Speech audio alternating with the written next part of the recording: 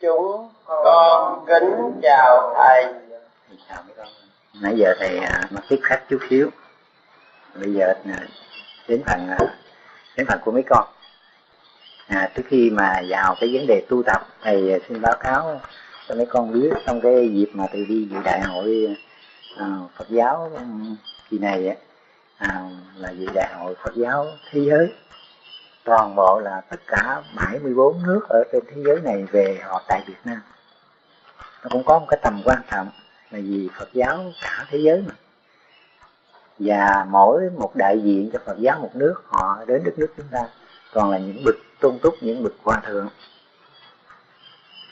Do đó thì họ cũng có nêu về cái vấn đề, và trong cái cuộc họp đó thì có những cái buổi hội thảo, nghĩa là bàn bạc vấn đề nào mà đem lại hòa bình thế giới, bàn bạc vấn đề nào để ngăn chặn sự xung đột và chiến tranh. Đó là những cái điều mà thầy đã dự thảo riêng, tức nó nêu nhiều cái phần dự thảo bàn bạc với nhau về Phật giáo, mà thầy thì chọn về cái phần mà xung đột và chiến tranh để hội thảo cái vấn đề Phật giáo phải làm gì cho thế giới này trong cái sự xung đột về chiến tranh. Thì thật sự ra thì thầy phải nói rằng nếu mà toàn cái cuộc họp thì người ta toàn dùng là Anh ngữ, người ta nói tiếng Anh không, người ta không có bao giờ mà nói tiếng Trung Hoa, tiếng Việt Nam hay tiếng Campuchia, người ta toàn là nói tiếng Anh. Nhưng mà có cái điều hay là trong cái phòng họp nó tổ chức rất hay, là trên cái bàn của mình ngồi nó có cái máy, mình không, người ta nói bằng tiếng Anh thì cái máy đó mình sẽ bấm ngay vào cái chỗ nói tiếng Việt thì nó sẽ dịch ra tiếng Việt cho mình ngồi đây, mình chụp lên hai lỗ tai mình ngồi nghe tiếng Việt. Nếu là mình người Nhật, Nhật Bản thì mình bấm ngay cái tiếng Nhật thì nó sẽ phát âm ra tiếng Nhật. Nó có cái máy rất hay, nó dịch ra bằng tiếng Nhật cho mình nghe. Mà cả một cái hội trường mà họp như vậy á thì hơn 6.000 người, hơn 6.000. Nó trùng cái hội trường nữa, không biết mấy con ở đây thì chắc không có xem tivi đâu, lớn rộng minh mông, từ ở trên cao trên mình đi xuống thấp đi dưới quá đông. Do đó thì thầy thấy rằng hầu hết phải nói rằng trong những cái cuộc mà đại hội như thế này mình mới thấy được cái sự hiểu biết Phật giáo của toàn thế giới. Toàn thế giới không hiểu biết cái sự Phật giáo. Thật sự ra đối với họ, họ hiểu Phật giáo một cách chân thực. Có người mà như Tây Tạng thì họ hiểu Phật giáo theo cái kiểu mật tông, rồi họ trình bày theo cái kiểu mật tông, họ cũng cho đó làm cái hòa bình. Ví dụ như họ đọc cái câu thần chú nào đó là có thể đem lại sự hòa bình cho thế giới, đó là chấm dứt, ngăn chặn được sự xung đột. Họ đưa ra những cái điều của họ hiểu Phật giáo như vậy. Còn về phần thầy Nhất Hạnh thì đưa ra cái từ trong tất cả các hành động chánh niệm tỉnh thức, chánh niệm tỉnh thức. Do đó theo thở ra hơi thở vô thì thầy Nhất Hạnh cũng có trình bày trong cái vấn đề đó. Thì thật sự ra cái hiểu của họ nó chỉ ở trong một cái vấn đề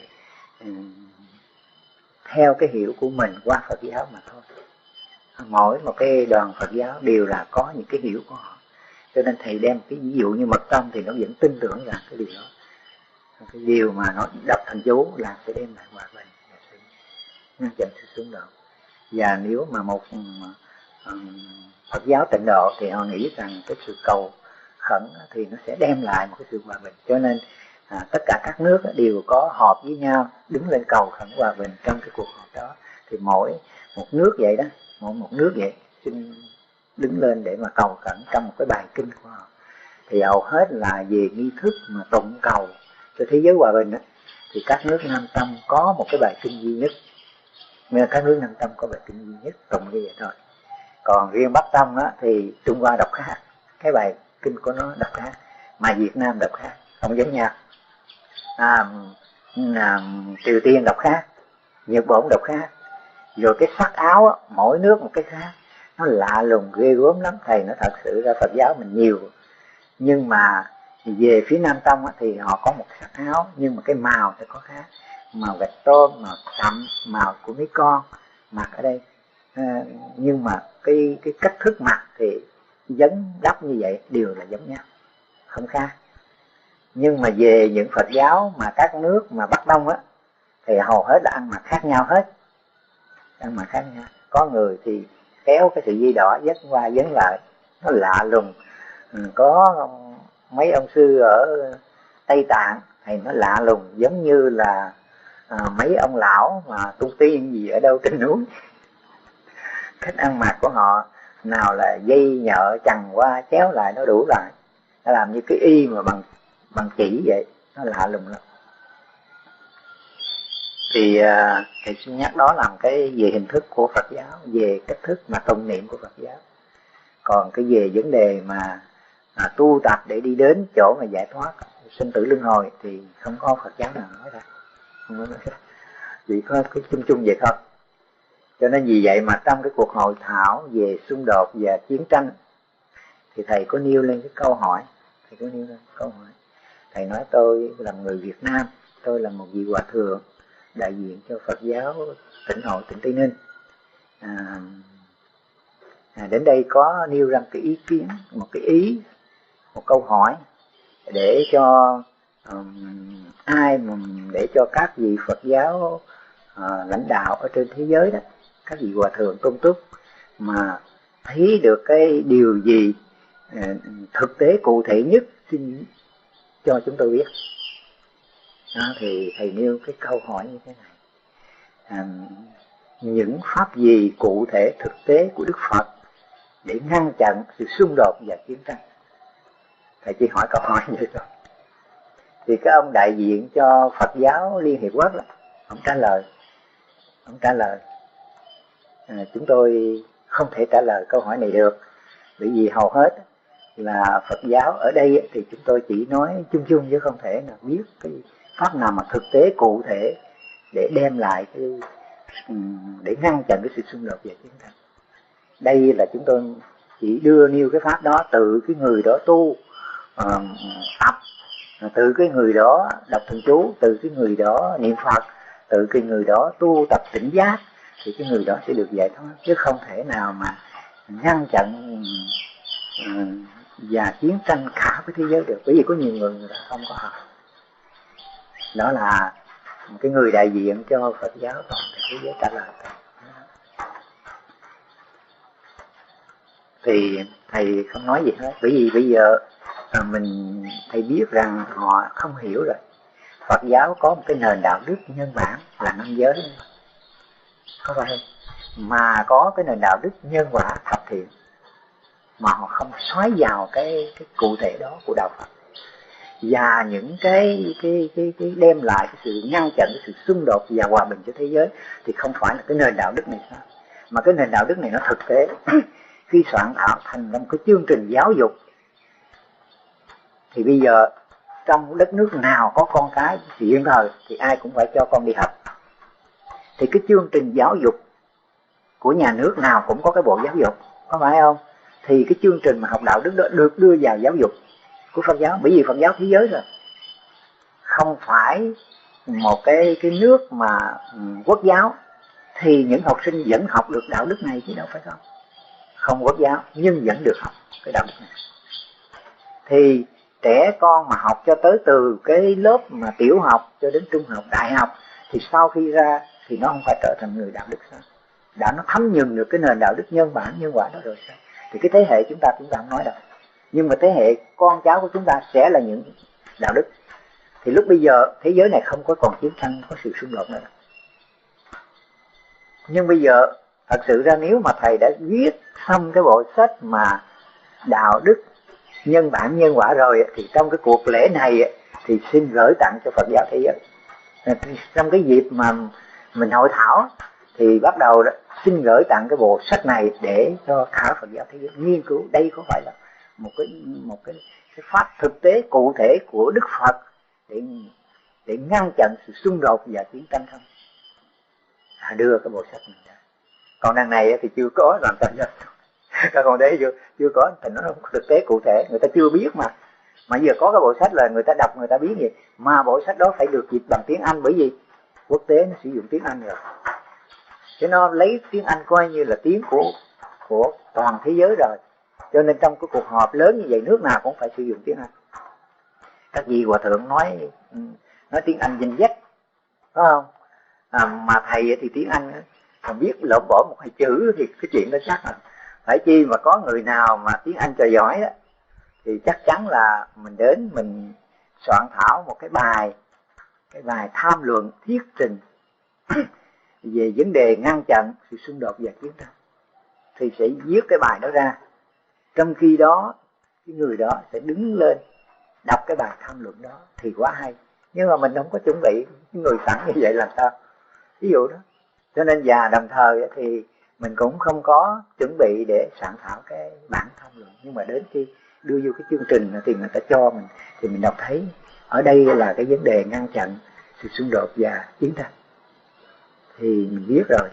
Nhưng mà trong lúc đó mà nếu có một người nào ở gần thầy mà giỏi tiếng Anh thì thầy sẽ viết ra bằng tiếng Việt, người ấy dịch ra bằng tiếng Anh, đồng thời đưa lên họp thôi, thì chúng ta sẽ có tiếng nói. Nhưng mà cái hay nhất là chúng ta phải có bộ sách đạo đức nhân bản nhân quả, thì cái hay nhất.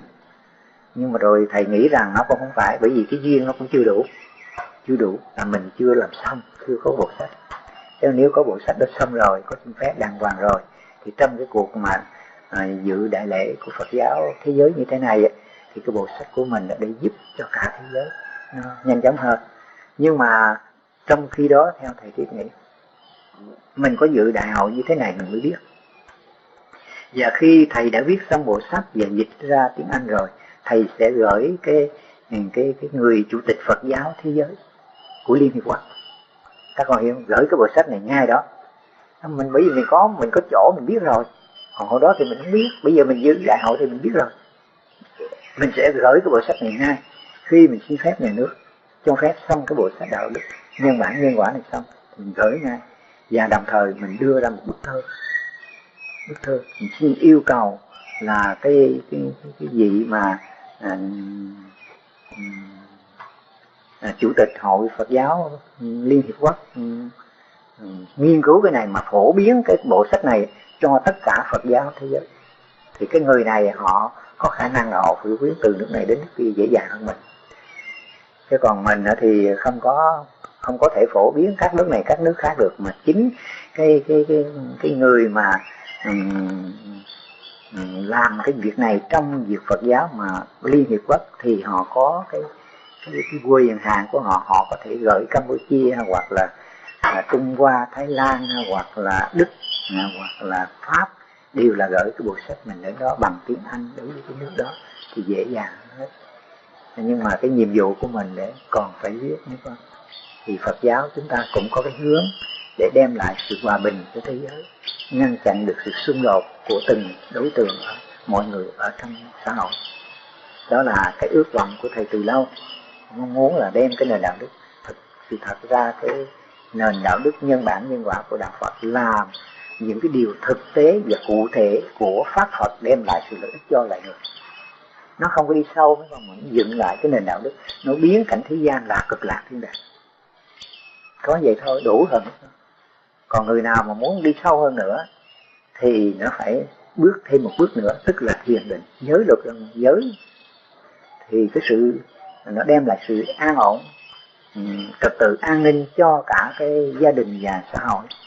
Thì cái thiền định chỉ riêng cho cá nhân của chúng ta mà thôi. Cho nên hôm nay thì về đây để báo cáo lại cái cuộc đi dự đại hội Phật giáo thế giới ở Việt Nam của mình tổ chức.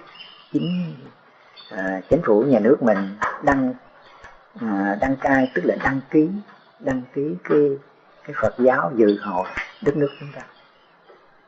Trong cái phòng họp ở Mỹ Đình là cái phòng họp của các nước ngoại quốc về họp với các vị nguyên thủ của đất nước chúng ta, họp tại cái trung tâm Mỹ Đình.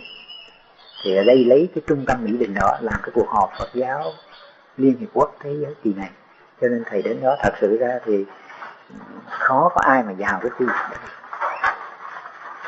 Thì nói rằng cái nhà như vậy, nó lớn như vậy đó, thì thật sự ra có người hướng dẫn, chứ còn có người hướng dẫn mình không biết, đi lạng chạng không biết đường ra.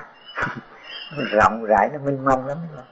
Cho nên đó là cái vấn đề của nhà nước xây dựng để đón khách ngoại quốc vào đất nước chúng ta.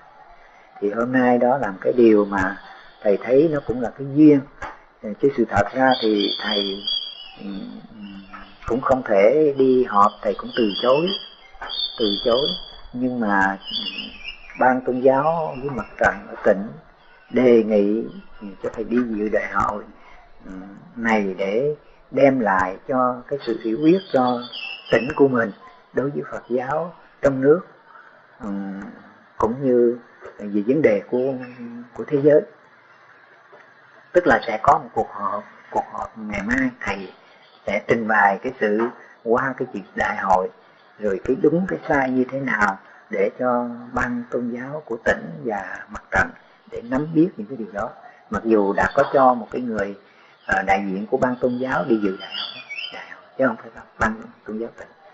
Nói chung là tất cả các tỉnh đều có một cái người trưởng, cái người ban tôn giáo của mỗi tỉnh đều về dự đại hội này.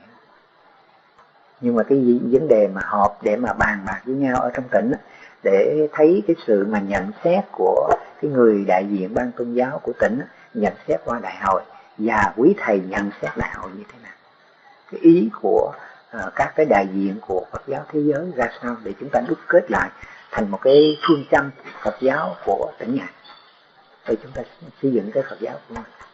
Thì chắc chắn mai mốt thầy cũng phải đi họp một bữa, chứ không thể nào tránh khỏi.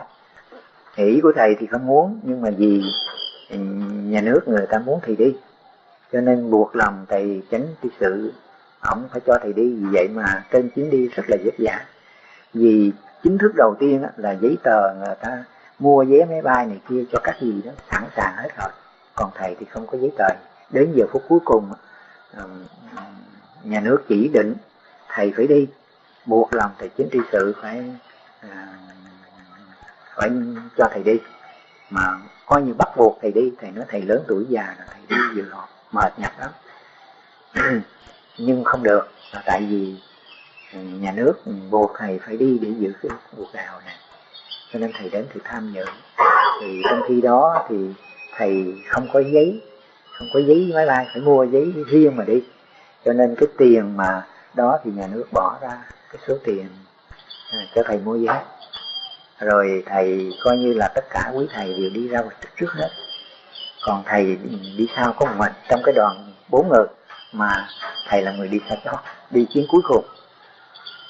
Do đó thì thầy tự vô mua vé rồi lên máy bay đi ra đó. Thì coi như là cũng có những cái đoàn Phật giáo cuối cùng, nhưng hầu hết là những cái đoàn của Phật giáo quốc tế.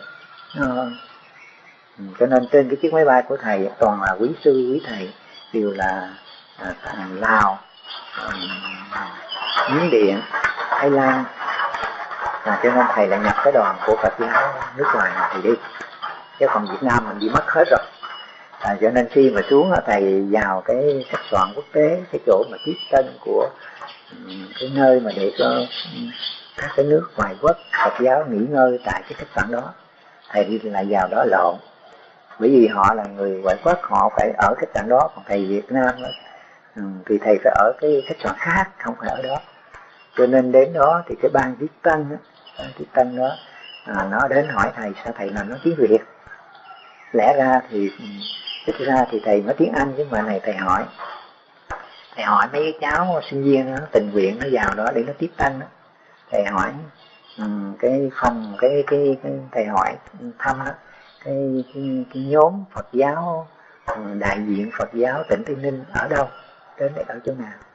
Thì nó ở đây hoàn toàn là những người ngoại quốc, không có Phật giáo ở trong tỉnh. Thầy ở tỉnh nào? Thầy mới nói thầy ở tỉnh Tây Ninh. Vậy mà tụi con mới đầu tưởng là thầy Campuchia thì xuống. Thầy nói không phải, thầy không phải Campuchia mà thầy ở gần Campuchia. Do đó thì mấy cháu đó nó mới tiếp thầy, và đồng thời nó lo lắng cho thầy. thì trong mỗi cái phái đoàn đến cái khách sạn đó thì đều được dâng một cái bó hoa, một cái bó hoa, mỗi đoàn thì đều được dâng một cái bó hoa mừng cái đoàn đó. Riêng thầy có mình thầy là cái người lạc đường, nhưng mà vì tiếp cái phái đoàn của thầy là người đại diện cho Phật giáo cho nên nó cũng dâng vô một bó hoa rồi nó phải đưa thầy về. Thì thầy bây giờ thầy không có biết cái nhóm của mình bây giờ ở cái khách sạn nào, đâu có biết được. Bây giờ thầy người đi cuối cùng và thầy cũng không nắm được ở đâu nữa. Do đó thầy mới gọi điện thoại về chùa hỏi cô Út cái số điện thoại của thầy chánh đại sự thầy Châu ở đâu. Rồi khi đó mà được cái số điện thoại rồi thầy mới cho mấy cháu đó biết cái số điện thoại của thầy Châu, mới gọi cho thầy Châu bây giờ thầy ở cái khách sạn nào. Thì do đó thầy Châu biết cho ở khách sạn đó, thì mấy cháu đó mới nó cho ba đứa đưa thầy đi lại khách sạn gặp thầy Châu. Gặp thầy Châu rồi thì bắt đầu tụi nó trở về khách sạn, tụi nó để nó làm tiếp tân các cái khách quý của Phật giáo mình. Thì cái vấn đề thầy cũng vất vả lắm, nhưng mà gặp thầy Châu rồi thì thầy Châu đi ở trong đoàn Phật giáo Trung ương, cho nên vô đó thì quý thầy vô cái khách sạn đó nó đông quá, nó nằm la liệt, cho nên thầy nói vậy chứ bây giờ thầy Quảng Kim ở đâu. Thì thầy Châu nói để gọi thầy Quảng Kim coi như thế nào. Thì thầy biết là gọi thầy Quảng Kim cho biết là ở công đoàn, ở khách sạn công đoàn Quảng Bá. Thầy nói thôi bây giờ thầy qua đó với thầy Quảng Kim, chứ bỏ thầy Quảng Kim con mình thì cũng không nên. Còn thầy Châu cứ bám theo cái giáo hội Trung ương. Do đó thì coi như là xuống đó huynh đệ cũng ở riêng ra. Vậy mà thầy xuống đó thì thầy qua công đoàn Quảng Bá, thì không ngờ thầy vô đó thì tên thầy cũng không có đăng ký trước nữa. Thầy mới nói tôi là ở cái đoàn Tây Ninh, mà tôi xuống đây thì bây giờ cho tôi đăng ký vào ở phòng ở khách sạn này. Thì cái người ở khách sạn đó họ ghi tên tuổi của thầy này kia, rồi bắt đầu giao cho thầy một cái phòng rất yên tĩnh, coi như là độc nhất có thầy là người ở yên tĩnh nhất ở trong phòng, không có ai hết. Thầy Quảng Kim đưa lên cái phòng 1, thì nói thầy già mà chịu ở phòng 1 thì trèo lên trèo xuống. Thầy mới nói trong cái phòng khách soạn, thầy mới nói nhân viên đó cho cái thầy ốm này đi lên đi xuống là thì chết được, phải cho xuống cái phòng của thầy nói chung với thầy bây giờ cái phòng như vậy có mình thầy nó rộng rãi lắm, cho thầy đã xuống giường thì nó mới cho thầy Quảng Kim xuống. Rồi bắt đầu có 2 người ở thôi, còn cô Châu Liên thì cổ bên nữ thay vì cũng ở chung khách sạn thì nó ở một cái phòng khác, nhưng vì cô Châu Liên cổ lại theo cái đoàn bác sĩ của cô bên nữ đó, theo cái đoàn bác sĩ cô ở cái khách sạn khác chứ không có ở đây. Thành ra thôi cái phần cô đó thì cô cũng yên đi, còn cái phần của thầy thì với thầy Quảng Kim ở chung nha một phòng. Đó là cái vấn đề nó yên ổn cái chỗ ở. Rồi đi họp này kia thì có xe đưa xe rước, có xe cảnh sát dẫn đường, tức là nó phải có xe cảnh sát dẫn đường mình, chứ đường xá nó kẹt lắm. Chỉ có xe cảnh sát một khi kẹt đường thì cảnh sát nó hụ lên đó thì họ dẹp ra để cho xe mình đi. Đó, mấy con thấy tất cả những cái phái đoàn ở ngoài đó mà khi đi họp thì đều có xe cảnh sát hết, đưa đường dẫn lối cho mình đi, cho nên được bình an. Cái trình bày và báo cáo lại cái tình hình trong cái cuộc họp như vậy. Nhưng mà cái quan trọng là trong cái cuộc hội thảo, nó quan trọng ở trong cái cuộc họp là cái cuộc hội thảo nó quan trọng để nắm rõ được cái gì cái pháp Phật mà trên thế giới người ta hiểu ở tầng cách nào, cụ thể như thế nào, để thực tế như thế nào để đem lại sự hòa bình thế giới. Đó là cái mục đích chung của Phật giáo hiện giờ. Nhưng không có Phật giáo nào mà họ tìm thấy được cái giáo pháp của Phật thực tế cụ thể, ngăn chặn được sự xung đột vào hòa bình thế giới. Hôm nay mấy con nghe được cái điều này, mình là một Phật tử cũng rất là hãnh diện. Và cái Phật giáo mà họp ở đất nước của chúng ta đó là một cái điều danh dự cho đất nước của chúng ta. Mà cái mà làm cho sáng tỏ thì coi như là đối với cái giáo lý của nhà Phật thì quý hòa thượng không ai biết, họ chỉ trình bày một cái chung chung cũng như chúng ta đã hiểu, không có cái đi sâu được. Cho đến đây thì coi như là cái cuộc mà thầy trình bày cho mấy con đã hiểu hết rồi. Thì bắt đầu chúng ta tiếp tục về cái phần kiểm tra lại để chọn lấy người để vào khu chuyên tu. Bây giờ là cái giai đoạn là cái phần của các con phải nỗ lực, bởi vì khi những cái sách của thầy mà đưa ra đó là làm đảo lộn thiên hạ, đảo lộn cả Phật giáo. Chứ nếu mà đường về xuất Phật mà đưa ra thì kể như là Phật giáo thế giới chịu không nổi đâu, chứ không phải riêng Việt Nam đâu. Cho nên vì vậy mà người ta sẽ không chấp nhận, vì mình có một mình đọc mật. Cho nên mình chỉ cần đưa cái bộ sách đạo đức đã là làm sáng tỏ rồi. Sau khi người ta thấm nhuần được đạo đức rồi và người ta thấy lợi ích được Phật giáo như vậy rồi thì bắt đầu mình sẽ đưa ra cái đường về xuất Phật, để vì những cái sai của Phật giáo đều bị dẹp luôn mới được. Chứ bây giờ đưa ra cái bộ sách đường về xuất Phật là không đúng thật. Cho nên Thanh Quang hôm đó dự định đưa gửi chỗ này một bộ, chỗ kia một bộ. Giáo hội đã ban đại diện huyện xã hoặc là ban đại diện thành hội, tỉnh hội chỗ nào nó cũng đều gửi cho, và ban tôn giáo của nhà nước thì họ cũng chẳng làm gì được hết, chẳng làm gì được hết mà làm đầm họ thêm, rồi nó gây nhiều cái sự rắc rối cho mình chứ không có.